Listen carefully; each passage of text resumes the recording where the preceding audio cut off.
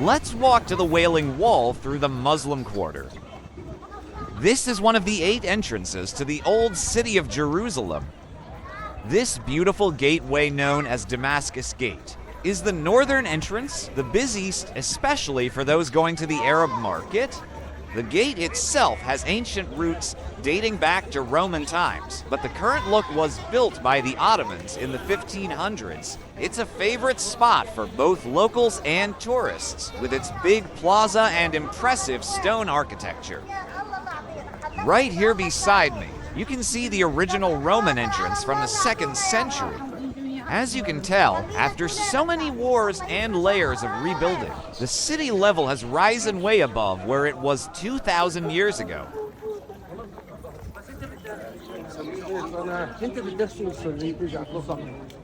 This entrance, like the rest of the walls you see today, was built by the Ottoman Sultan Suleiman in the 16th century.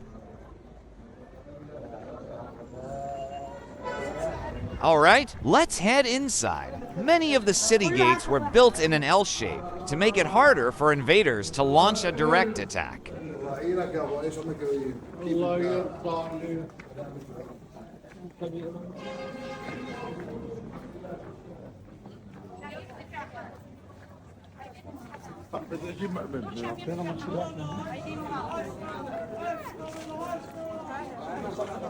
So, here we are, inside the old city, right in the middle of the Arab market. As you can see, they sell all sorts of things here. This market isn't just for visitors, it's mainly for the local Arab community.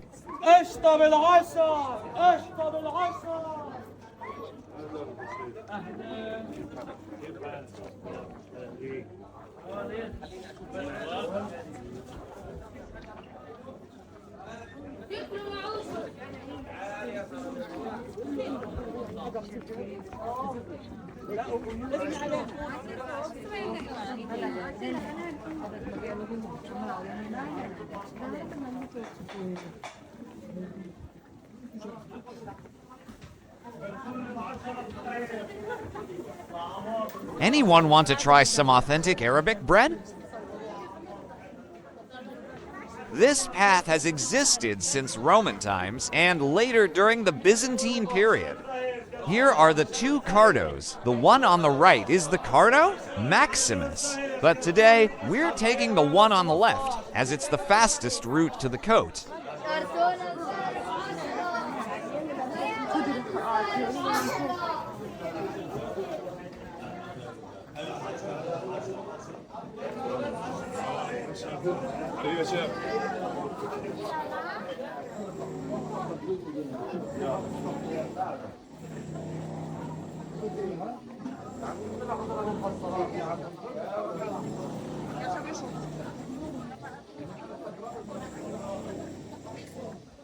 There are many industrial sweets along this path, but you can also find some delicious traditional Arabic sweets.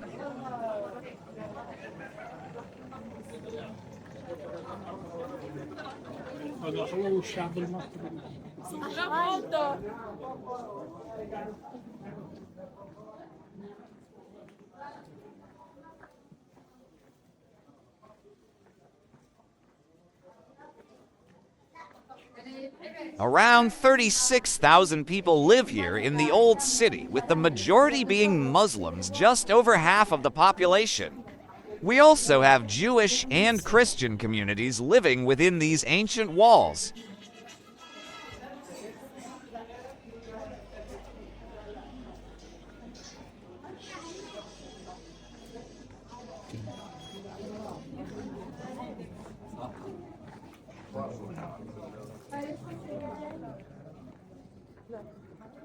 As you can see, Orthodox Jews also walk around here, and most of the time, without any issues.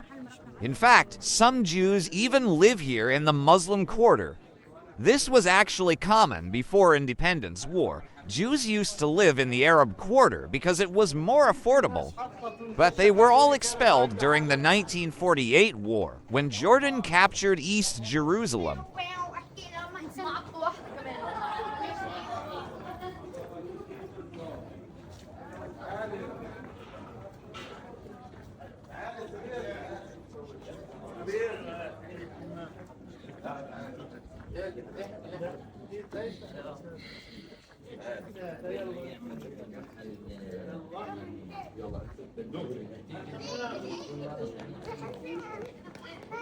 Here in the Muslim quarter, you'll also find much of the Via Dolorosa, the path that, according to Christian tradition, Jesus walked with the cross, from the place where he was condemned by Pilate to Calvary, where the Church of the Holy Sepulchre stands today.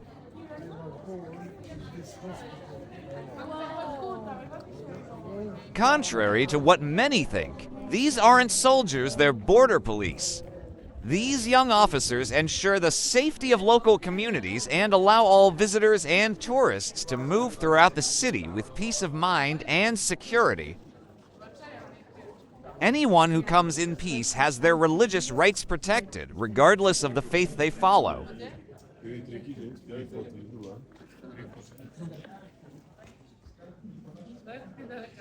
Here we have the third station, where, according to tradition, Jesus falls for the first time. Right next to it is the fourth station, the place where Jesus meets his mother, Mary. Today, there's an Armenian church here that commemorates this event.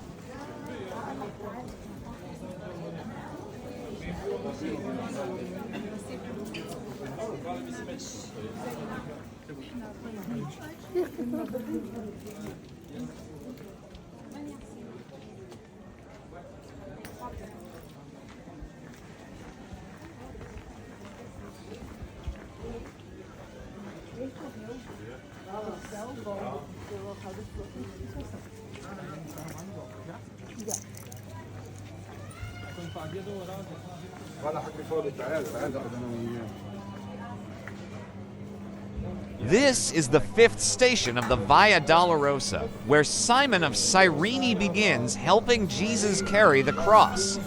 The Via Dolorosa continues to the right, but today we're taking a different path toward the Kotel. If you'd like a tour dedicated just to the 14 stations of the Via Dolorosa, leave a comment and we'll make it happen.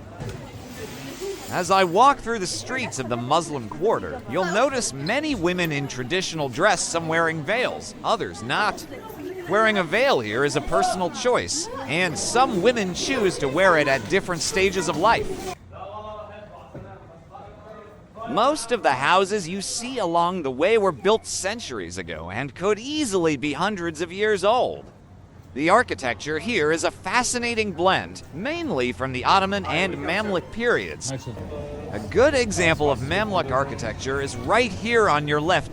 This market, Souk al-Katanin in Arabic, was a very impressive area, built in the 14th century, in the time of the Mamluk Emir Tankis. It reflects classic Mamluk style with its elegant stone arches and detailed craftsmanship. Historically, this market was a central place for trading olive oil and other goods, and it's still a lively hub in the old city, connecting people through trade and tradition. Here, you'll find a wide variety of products, but they're not aimed at tourists, they're for the Muslim pilgrims who come to visit the Temple Mount.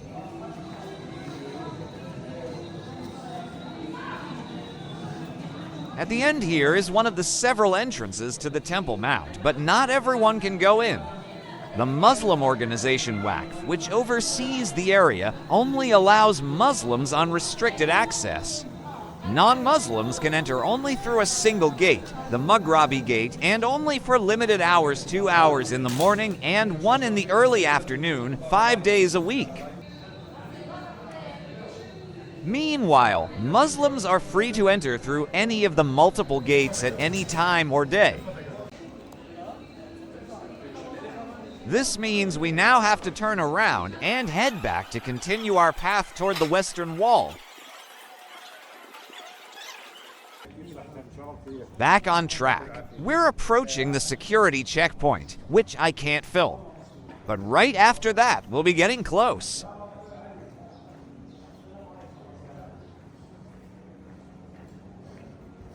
We pass through security, and in just a few seconds, we'll be there.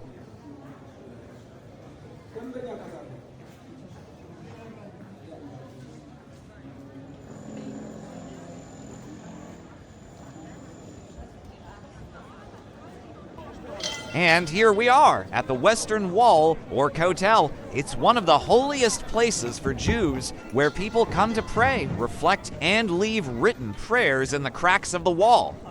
This spot is really special because it's all that's left of the Second Temple, destroyed in 70 AD for centuries. It's been a place where people feel a deep spiritual connection.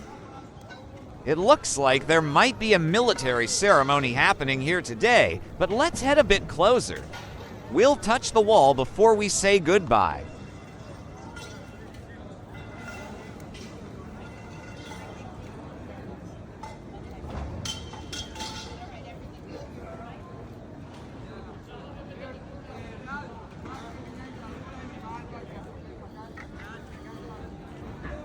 It's definitely going to be a military ceremony, probably a graduation for new soldiers who just completed their training.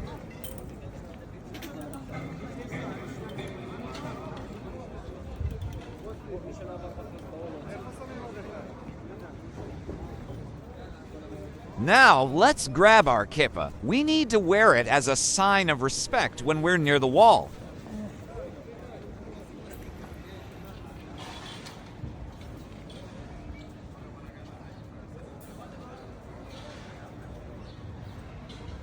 These 7 courses of stones you see below date back to the time of Herod, over 2,000 years ago. Beneath the surface, there are still 17 more courses of stones that are also over 2,000 years old. This wall stretches for almost 500 meters in length.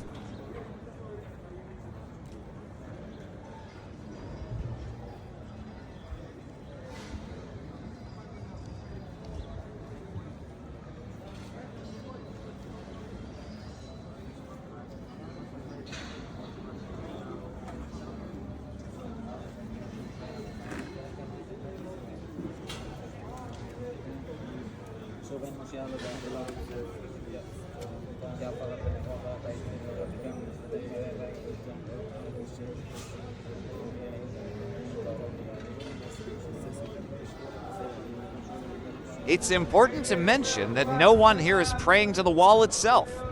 Everyone is praying to God, facing the location above where the Jewish temple stood, built by King Solomon more than 3,000 years ago. Thank you for joining me today. If you enjoyed the video, don't forget to subscribe and consider becoming a member for access to exclusive content. Shalom, and see you in the next video.